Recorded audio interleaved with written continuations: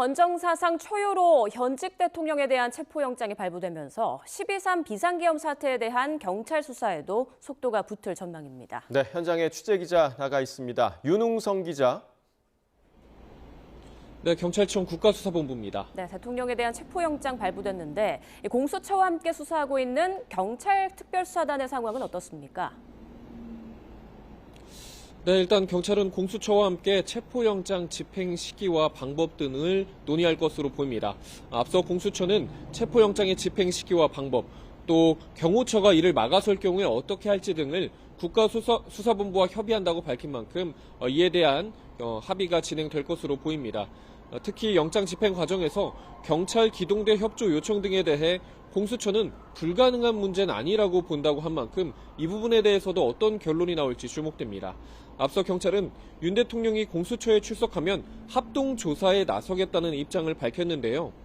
공수처는 앞서 이에 대해 아직 결정되지 않았다고 밝혔는데 이 부분에 대해서도 양측 조율이 진행될 걸로 보입니다. 앞선 경찰 특수단의 대통령실과 삼청동 안가 압수수색도 번번이 경호처가 막아섰기 때문에 이번 체포영장 역시 협조하지 않을 가능성이 있는데요. 경호처는 그동안 군사상 비밀을 요하는 장소는 책임자 승낙 없이 압수 또는 수색할 수 없다는 형사소송법 110조 등을 근거로 대통령실의 문을 굳게 걸어 잠궈왔습니다.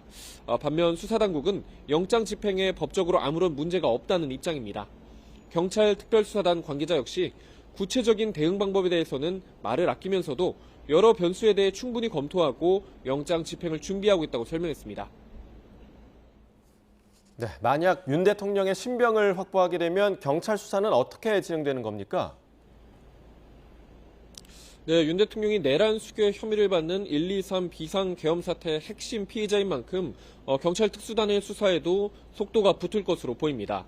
앞서 경찰은 윤 대통령과 한덕수 국무총리 등 당정 관계자 21명과 군인 19명 등 모두 45명을 입건해 조사하고 있는데요. 윤 대통령을 제외한 대부분은 최소 한 번 이상 조사가 이뤄진 상황입니다. 이제 윤 대통령만 수사기관에 출석하면 비상계엄 진행 상황과 관련한 피해자들의 진술을 교차 검증할 수 있게 됩니다.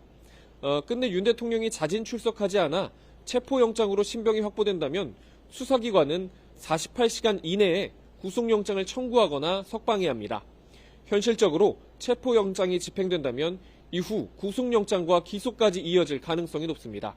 지금까지 경찰청 국가수사본부에서 YTN 윤웅성입니다.